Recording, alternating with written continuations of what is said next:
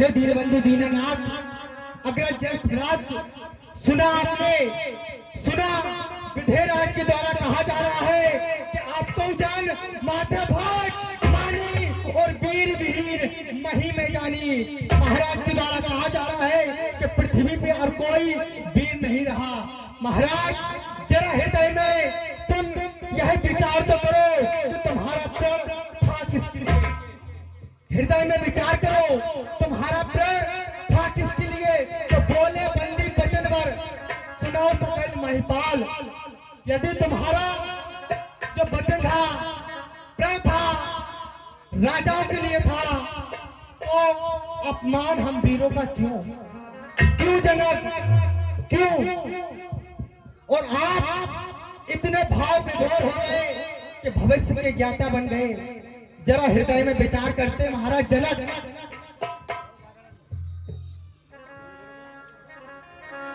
जरा हृदय में विचार करते कि जब रघुवंशियों जिस सभा में रघुवंशी को एक भी अंश बैठा हो तो वो सभा वीर विहीन नहीं कहलाती। फिर आप ये तो देखते कि इस सभा में रघुवंशी का अंश नहीं, साक्षात रघुवंश सुमेरी बैठे हैं और तुम्हारे द्वारा कहा जा रहा है कि आपको जन्माथे भटमाने और वीर विहीन मही में जानी। और तुम इतने बड़े ज्ञाता हो गए कि तुम्हें भविष्य की ही जानकारी हो गई। जरा हृदय में विचार करते महाराज जनक कि माता गौरी ने स्वयं वरदान दिया था। वही वरदान क्या था मैं बता रहा हूँ। मर जाए राजो मिला है सोबर है सुंदर संभावरो। क्या माता भवानी का दिया हुआ वरदान मिथ्या हो सकता है? नहीं। चलो माना, चलो मैंने मान लिया कि महाराज माता जी का वरदान मिथ्या हो गया, लेकिन नारद मुनि का वचन कभी मिथ्या नहीं हो सकता। उन्होंने भी यही वरदान दिया था ऐसा, तो उनका तो वर कभी मिथ्या नहीं हो सकता। हे महाराज, सच्चे योद्धा सच्चे छत्री अपमान नहीं रह सकते हैं। जिनको सुनने की चाहे नहीं वो चुप कैसे रह सकते हैं रघुवंश वीरों को होते हुए। ऐसा भी कोई कहता है जैसे अफसोस भरा भाषण राजा के मुखिया का है। हे राज, आप सोच रहे होंगे कि लक्ष्मण आज बहुत क्रोध कर रहा है, लेकिन नहीं नाथ, अक्सर स्वभाव ही मेरा ऐसा है जो मैं इतना कभी किसी का नहीं सुनता।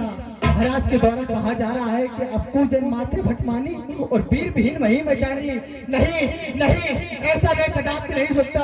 अरे कोई दंड जम देव प्रताप बलनाथ, और जो न करूं सर्वत टूट तो कर दोनों ना हाथ। करना धरू धर हाथ नाथ, ब्रह्म यह लोकू ओलट दऊ ब्रह्मांडे सारा जो कहूं मैं गोपू।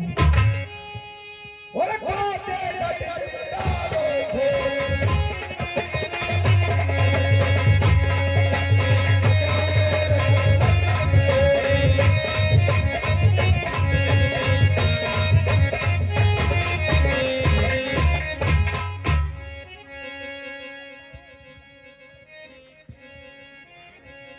लक्ष्मण में देख रहा हूं तुम्हारी ओर। इस सभा में केवल अभी ही उपस्थित नहीं है, देव धनुज नाग असुर किन्नर सभी ने अपना रूप परिवर्तन कर यहाँ उपस्थित है मेरे लाल। ऐसी उपस्थिति में, ऐसी सभा में क्या हमारा बोलना उचित है? सोचो, एक पुत्री का पिता जिसके घर में कन्या का जन्म होता है, कन्या जैसे ही जन्म लेती है